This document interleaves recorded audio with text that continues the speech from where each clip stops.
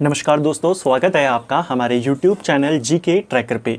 देखिए फ्रेंड, आज के वीडियो में हम करंट अफेयर के कुछ क्वेश्चन को यहाँ पे कवर करेंगे। हमने इससे पहले भी मंथली मैगजीन्स जो आपकी आती हैं समसामयिकी की, उसमें से सिलेक्टेड क्वेश्चंस को कवर किया है। प्लेलिस्ट इसके ऊपर बनी हुई है जिस पे आप पिछले कुछ महीने की जो मंथली मैगजीन्स हैं उनके करंट अफेयर के सवालों को देख सकते हैं। मई 2026 की जो आपकी मैगजीन है उसके हम सवाल देख रहे हैं, जिसमें आपको मार्च अप्रैल तक का जो करंट अफेयर है उसका डेटा यहाँ पर मिल जाएगा। इंपॉर्टेंट क्वेश्चन, सिलेक्टेड क्वेश्चन आपको मिल जाएंगे। इससे पहले कि अगर आपने क्लासेस नहीं देखी हैं तो प्लेलिस्ट से आप उनको देख सकते हैं, जिसका लिंक आपको वीडियो के डिस्क्रिप्शन में मिल जाएगा। तो चलिए दोस्तों, आज की वीडियो को शुरू करते हैं। आज का हमारा पहला सवाल है, उन्नत कृषि महोत्सव 2026 प्रदर्शनी और प्रशिक्षण किस भारतीय राज्य में आयोजित किया गया था? इस वीडियो में मैंने कुछ ऐसे क्वेश्चन भी करंट अफेयर के यहाँ पे शामिल किए हैं जो पिछले कुछ दिनों करंट अफेयर्स एग्जाम में पूछा जा चुका है। हो सकता है आपको दोबारा से इनसे रिलेटेड कुछ फैक्ट देखने को मिल जाए एग्जाम में। उन्नत कृषि महोत्सव 2026 प्रदर्शनी और प्रशिक्षण, इसका आयोजन मध्य प्रदेश में किया गया। ऑप्शन सी हमारा सही आंसर हो जाएगा। अगला, इसका जो आयोजन हुआ था बेसिकली ये 11 से 13 अप्रैल के मध्य में हुआ था, मध्य प्रदेश के रायसेन जिले में। ठीक है। निम्नलिखित में से कौन सी भारतीय फिल्म ऑस्कर 2026 में सर्वश्रेष्ठ अंतर्राष्ट्रीय फीचर फिल्म श्रेणी के लिए शॉर्टलिस्ट की गई थी? तो ऑस्कर 2026 के लिए भारत की कौन सी फिल्म को सर्वश्रेष्ठ अंतर्राष्ट्रीय फीचर फिल्म की कैटेगरी में शॉर्टलिस्ट किया गया था? एक शॉर्टलिस्ट बनती है, लिस्ट बनती है 15 फिल्मों की, और इसमें भारत की एक फिल्म आई जिसका नाम है होम बाउंड, इसको शामिल किया गया। ऑप्शन बी सही आंसर होगा। ऑस्कर 2026 के पुरस्कारों के लिए इसका नाम शॉर्टलिस्ट किया गया है। ठीक है, अभी मिला नहीं है, केवल सूची में आया है। ठीक है। दिसंबर 2025 तक साइबर स्वच्छता केंद्र के अंतर्गत डिजिटल जनसंख्या का कितना प्रतिशत कवर किया गया था? तो देखिए, साइबर स्वच्छता केंद्र के तहत डिजिटल जनसंख्या कितनी प्रतिशत तक कवर हो चुकी है? साइबर स्वच्छता केंद्र के अंतर्गत लगभग 98% जनसंख्या, डिजिटल जनसंख्या। ऑप्शन सी हमारा सही आंसर हो जाएगा। ठीक है। अगला, Kaladan multi modal transport project यानी KMTTP के तहत भारत और म्यांमार के किस बीच हुए फ्रेमवर्क समझौते के अंतर्गत म्यांमार में किस बंदरगाह का विकास किया जा रहा है? तो ये समझौता Kaladan multi modal transport project, ये समझौता किन दो देशों के बीच हुआ? ये भारत और म्यांमार के बीच हुआ। इसके माध्यम से भारत बंदरगाह एक विकसित करेगा म्यांमार के अंदर, जिसका नाम है सितवे बंदरगाह। ऑप्शन डी सही आंसर होगा। जो ये सितवे बंदरगाह है ये कोलकाता को म्यांमार के साथ जोड़ता है। ठीक है, और इसको विकसित करने का काम भारत इसके माध्यम से करेगा। ठीक है। अगला, किस राज्य ने 14 अप्रैल 2026 को भारत की पहली क्वांटम परीक्षण सुविधा का उद्घाटन किया, जिससे वह क्वांटम प्रौद्योगिकी केंद्र के रूप में स्थापित हो गया? तो देश का पहला क्वांटम प्रशिक्षण सुविधा, इसको शुरू करने वाला जो राज्य बना है ये बना है हमारा आंध्र प्रदेश। ऑप्शन डी सही आंसर हो जाएगा। ठीक है। एक और करंट अफेयर का एक बहुत इंपॉर्टेंट टॉपिक है सेमीकंडक्टर को लेकर के। क्वेश्चन आता है, प्रधानमंत्री के द्वारा देश की पहली प्रमुख सेमीकंडक्टर असेंबली टेस्ट और पैकेजिंग सुविधा का उद्घाटन कहां पे किया गया? तो देश की पहली सेमीकंडक्टर असेंबली टेस्टिंग और पैकेजिंग ये बनाई गई है कहां पे? ये बना है हमारा गुजरात के अंदर। कब इसका उद्घाटन किया गया था? 28 फरवरी को किया गया था। ठीक है। ISSF विश्व कप 2026 में 10 मीटर एयर पिस्टल मिश्रित टीम स्पर्धा में स्वर्ण पदक किसने जीता था? तो यह जो शूटिंग चैंपियनशिप हुई, वर्ल्ड कप हुआ हमारा ISSF वर्ल्ड कप, 10 मीटर की कैटेगरी के अंदर, 10 मीटर एयर पिस्टल कैटेगरी के अंदर मिक्स टीम कंपटीशन में किसके द्वारा गोल्ड मेडल जीता गया? यहाँ पर पलक गुलिया और मुकेश नेलावली के द्वारा जीता गया। ऑप्शन डी सही आंसर हो जाएगा। ठीक है। गिफ्ट सिटी, गिफ्ट यानी Gujarat international finance and tech, ठीक है, में भारत का पहला अंतर्राष्ट्रीय वित्तीय केंद्र किस शहर में स्थापित किया गया? तो भारत का पहला अंतर्राष्ट्रीय वित्तीय सेवा केंद्र इसे स्थापित किया गया है। कहां पर स्थापित किया गया है? तो गुजरात की जो राजधानी है गांधीनगर में स्थित गिफ्ट सिटी के अंदर। ऑप्शन बी हमारा सही आंसर हो जाएगा। ठीक है, तो देश का पहला अंतर्राष्ट्रीय वित्तीय सेवा केंद्र है जिसकी स्थापना कहाँ पे हुई है? गांधीनगर में हुई है। CSIR की मिशन मोड पहल के अंतर्गत उड़ीसा के किस गांव को पहले स्मार्ट गांव के रूप में विकसित किया गया था? तो CSIR के मिशन मोड पहल के तहत उड़ीसा के एक गांव को राज्य का पहला स्मार्ट गांव के रूप में विकसित किया गया है। इस गांव का नाम है कुशुनपुर। ऑप्शन बी सही उत्तर होगा। ये क्वेश्चन भी हाल ही में आपसे करंट अफेयर में पूछा गया था। मार्च 2026 की ये घटना है। मार्च 2026 में आए भीषण उष्णकटिबंधीय चक्रवात नारेल ने किस देश को प्रभावित किया था? तो एक भीषण उष्णकटिबंधीय चक्रवात आया जिसका नाम है नारेल। ठीक है, नरेले भी इसको लिखा गया है, इसको भी याद रखना। इसने किस देश को प्रभावित किया? इसने ऑस्ट्रेलिया को प्रभावित किया था। ऑप्शन सी सही उत्तर हो जाएगा। ठीक है, मार्च 2026 में यह चक्रवात आया था। 60वीं राष्ट्रीय क्रॉस कंट्री चैंपियनशिप 2026 का आयोजन कहां पर किया गया? जो 60वीं राष्ट्रीय क्रॉस कंट्री चैंपियनशिप थी, इसका आयोजन रांची में होता है। ऑप्शन बी सही उत्तर होगा। डेट सहित आता है तो 24 जनवरी 2026 को इसका आयोजन किया गया। अगर पूछेगा 59वीं कहां पर हुई थी, तो ये 12 जनवरी 2025 को हुई थी मेरठ के अंदर, और 60वीं वाली हुई है 24 जनवरी को 2026 में रांची में। ठीक है, भारतीय सेना ने भूस्खलन के बाद पर्यटकों को बचाने के लिए किस राज्य में ऑपरेशन हिम सेतु चलाया था? तो भारतीय सेना के द्वारा एक राज्य के अंदर जहां पे एक बहुत बड़ा भूस्खलन देखने को मिला, उसके बाद राहत बचाव के लिए भारतीय सेना ने ऑपरेशन हिम सेतु चलाया। यह ऑपरेशन चलाया गया था सिक्किम के अंदर। ऑप्शन बी सही आंसर हो जाएगा। ऑपरेशंस को लेकर 3 ऑपरेशन के नाम आपने और याद रखने हैं। आप जानते हैं हाल ही में जो वॉर हो रही है अमेरिका, ईरान और इजराइल के मध्य में, तो क्वेश्चन बनता है अमेरिका के द्वारा ऑपरेशन कौन सा चलाया गया, इजराइल के द्वारा कौन सा ऑपरेशन चलाया गया। तो कुछ इंपॉर्टेंट ऑपरेशंस के आपने नाम याद रखने हैं कि इन तीनों ने कौन कौन से ऑपरेशन चलाए और भारत ने यहाँ पे कौन सा ऑपरेशन चलाया अपने जहाज़ों को लेकर। सबसे पहले यूएस की बात करते हैं। अमेरिका ने जो हमला किया ईरान पर, इसको नाम दिया ऑपरेशन एपिक फ्यूरी। इसको याद रखेंगे, अमेरिका के द्वारा ऑपरेशन एपिक फ्यूरी था।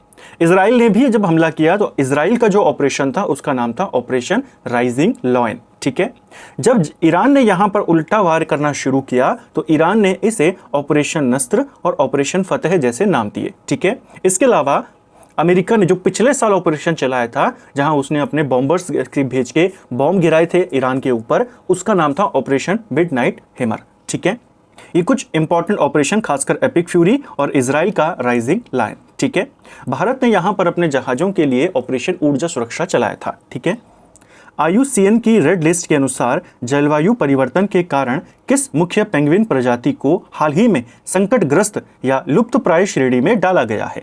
तो IUCN रेड लिस्ट जहां पे जारी करता है, रेड डाटा बुक इसको जारी करता है, और इसके अंदर इसने हाल ही में पेंगुइन की एक प्रजाति को इंक्लूड किया है। पेंगुइन की कई सारी प्रजातियां होती हैं, 16-17 इसकी प्रजातियां होती हैं। उसमें से हाल ही में जो इसकी सम्राट पेंगुइन वाली प्रजाति है, इसको खतरे में बताया गया है, यानी संकटग्रस्त या लुप्तप्राय प्रजाति इसे बताया गया है। जो सम्राट पेंगुइन होता है, एम्परर पेंगुइन होता है, ये दुनिया का सबसे ऊंचा पेंगुइन इसे माना जाता है। ठीक है, तो इसी को सबसे ज्यादा खतरे में बताया गया है, इसे याद रखना है। ठीक है, जो बाकी के पेंगुइन यहां पर ऑप्शंस में दिए गए हैं, जैसे लिटिल पेंगुइन हो गए, ये पेंगुइन की सबसे छोटी प्रजाति है। सम्राट पेंगुइन ये सबसे बड़ी प्रजाति है। ठीक है, इसको लिटिल पेंगुइन को चिंताजनक श्रेणी में रखा गया है, लेकिन अभी इसकी जो आबादी है वो स्थिर है, उसमें ज़्यादा खतरा नहीं है। सबसे कम चिंताजनक इसको कहा गया है। दूसरी है जेटू पेंगुइन। जेटू पेंगुइन या गेंटू पेंगुइन इनको कहते हैं। ये भी काफ़ी ज़्यादा मात्रा में मौजूद हैं। इनको भी किसी भी श्रेणी में नहीं डाला गया है, बहुत ही कम चिंताजनक बात है इनको लेकर। एडिली पेंगुइन की बात करें तो इसकी प्रजाति भी अभी न्यूनतम चिंताजनक श्रेणी के अंदर है, यानी इनको लेकर के भी कोई खास दिक्कत नहीं है। केवल जो एम्परर पेंगुइन होते हैं, सम्राट पेंगुइन, उनको लेकर ये किया गया है। दुनिया का पहला 10G इंटरनेट किसने पेश किया है? तो देखिए, दुनिया का पहला 10 जनरेशन का जो इंटरनेट है, 10G इंटरनेट है, इसको पेश करने वाला देश बना है यूएई। ऑप्शन बी सही आंसर होगा। बेसिकली 10G इंटरनेट 2 देशों ने यहाँ पे जारी किया है, चीन ने किया है और यूएई ने किया है। चीन ने जो किया है वो वायर वाला किया है, यानी ब्रॉडबैंड वाला किया है। यूएई ने वायरलेस वाला इंटरनेट जारी किया है। ज़्यादातर यूएई का ही चर्चा में रहा। ITBP की मेजबानी में किस राज्य में 25वीं अखिल भारतीय जल क्रीड़ा समूह चैंपियनशिप प्रारंभ की गई। तो आईटीबीपी की मेज़बानी के अंदर 25वां अखिल भारतीय जल क्रीड़ा समूह चैंपियनशिप होती है।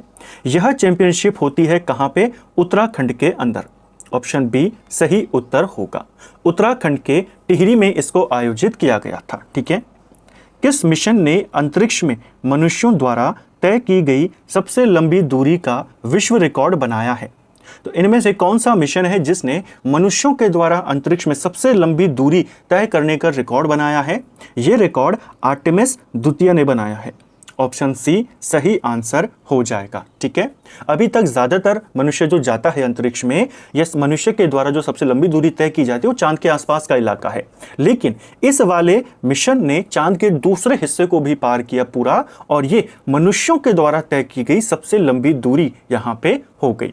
इसके अंदर जो एस्ट्रोनॉट बैठे हुए हैं उन्होंने पृथ्वी से लगभग 4,06,000 किलोमीटर के करीब दूरी यहाँ पर कवर करी, जो इससे पहले का रिकॉर्ड था अपोलो 13 जिसने बनाया था, जो लगभग 2.5 लाख किलोमीटर के करीब, जो लगभग 4 लाख किलोमीटर के करीब गया था। उसका रिकॉर्ड इसने तोड़ा और सबसे लंबी दूरी किसी मनुष्य के द्वारा तय की गई है इस मिशन के द्वारा। इससे पहले अपोलो 13 के नाम यह रिकॉर्ड था। ठीक है। इसमें जो अंतरिक्ष यात्री बैठे हुए हैं उसमें 4 लोग हैं। एक का नाम है रीड वाइसमैन, एक का नाम है विक्टर ग्लोवर, एक है क्रिस्टीना कोच और एक है जेरेमी हैंसन। जो हैंसन है ये कनाडा का है, बाकी सारे अमेरिका के हैं। ठीक है। अगला, 14 दिनों में साइकिल चलाकर एवरेस्ट बेस कैंप तक पहुंचने वाली पहली भारतीय महिला कौन बनी है? तो साइकिल चलाकर एवरेस्ट बेस कैंप तक पहुंचने वाली पहली भारतीय महिला, इनका नाम है दिव्या सिंह। ऑप्शन ए सही आंसर हो जाएगा। इनका संबंध यूपी के गोरखपुर से है और मार्च 2026 में इन्होंने इस उपाधि को यहाँ पे इस उपलब्धि को यहाँ पे हासिल किया। भारत की पहली महिला बनी है और दुनिया की दूसरी महिला बनी है ऐसा करने वाली। ठीक है। अगला, भारतीय भूवैज्ञानिक सर्वेक्षण ने किस राज्य में स्थित कालिंजर किले के पहाड़ी क्षेत्र को राष्ट्रीय भू विरासत स्थल घोषित किया है? तो ये जो कालिंजर का किला है हमारा, ये पड़ता है यूपी के अंदर, यूपी के बांदा जिला में ये पड़ता है। यहीं के आसपास का जो पूरा क्षेत्र है पहाड़ी, इसे राष्ट्रीय भू विरासत स्थल घोषित किया गया है। ठीक है। नेक्स्ट है, वर्ल्ड हैप्पीनेस इंडेक्स 2026 में भारत का क्या स्थान रहा? वर्ल्ड हैप्पीनेस इंडेक्स जिसको मार्च 2026 में जारी किया गया था, इसमें भारत की रैंकिंग जो रहती है इस बार की, वो रहती है 116 नंबर पे। ऑप्शन सी सही आंसर होगा। टोटल 147 देशों को यहाँ पे रैंक दी गई, जिसमें भारत 116वें नंबर पे रहा। पिछले साल से भारत की रैंकिंग में सुधार हुआ है। पिछले साल भारत की रैंक 118 थी और उससे भी पहले यानी 2024 में 126 थी, लेकिन जो अब धीरे धीरे सुधर रही है। ठीक है। पहले नंबर पे कौन रहा? तो पहले नंबर पे लगातार 9वें वर्ष फिनलैंड जो है वो नंबर 1 पे बना रहा। ठीक है। फिनलैंड के बाद आइसलैंड रहा, फिर डेनमार्क रहा। 60वें ज्ञानपीठ पुरस्कार 2025 से किसे सम्मानित किया गया? तो हाल ही में ज्ञानपीठ पुरस्कार की घोषणा हुई। मार्च 2026 में ये घोषणा होती है। 2025 के लिए इनको ये पुरस्कार दिया गया। 2025 का ये ज्ञानपीठ पुरस्कार मिला तमिल के एक प्रसिद्ध लेखक हैं जिनका नाम है वेरामुथु रामास्वामी, इनको दिया गया। ऑप्शन बी सही आंसर होगा। 2024 के लिए पिछले वर्ष विनोद कुमार शुक्ल को दिया गया था हिंदी के लिए। अब की बार तमिल के लिए मिला है वेरामुथु रामास्वामी को मिला है। ठीक है। इसके अलावा सरस्वती सम्मान ये भी पूछा जाता है। 2025 का जो सरस्वती सम्मान है जो 2026 में दिया गया वो राम कुमार मुखोपाध्याय को दिया गया। ठीक है। बांग्ला भाषा के लेखक है, उनकी एक रचना है, उपन्यास है हर पार्वती कथा, उसके लिए उनको यह पुरस्कार मिला, सरस्वती सम्मान। ठीक है। अगला, अप्रैल 2026 की स्थिति के अनुसार भारत में रामसर आर्द्र भूमियों की संख्या कितनी है? तो अप्रैल 2026 तक की स्थिति के अनुसार भारत में रामसर आर्द्र भूमियां 99 तक पहुंच चुकी हैं। ऑप्शन डी सही आंसर हो जाएगा। ठीक है। फरवरी 2026 में पहले भारत के अंदर से यूपी का जो पटना पक्षी अभयारण्य है उसको शामिल किया गया 97वें के तौर पे। फिर गुजरात का छारी डांड है उसको 98वीं जगह के रूप में आर्द्र भूमि के रूप में शामिल किया गया, छारी डांड। और इसके बाद यूपी का ही एक पक्षी अभयारण्य है शेखा झील पक्षी अभयारण्य, उसे 99 रामसर स्थल के रूप में मान्यता मिली और टोटल संख्या हो गई 99। ठीक है, ये हुआ है अप्रैल 2026 के अंदर। तो इसको आपने याद रखना है। ये 3 कई बार पेपर में आए हैं, चाहे वो पटना पक्षी अभयारण्य हो या फिर आपका छारी डांड हो या फिर शेखा झील बर्ड सेंचुरी, इसको भी याद रखेंगे। जो शेखा झील और पटना पक्षी अभयारण्य है दोनों यूपी के अंदर है, छारी डांड गुजरात के अंदर है। ठीक है, तो फ्रेंड्स ये था हमारा आज का वीडियो जिसमें हमने करंट अफेयर के 20 सवालों को यहाँ पे देखा।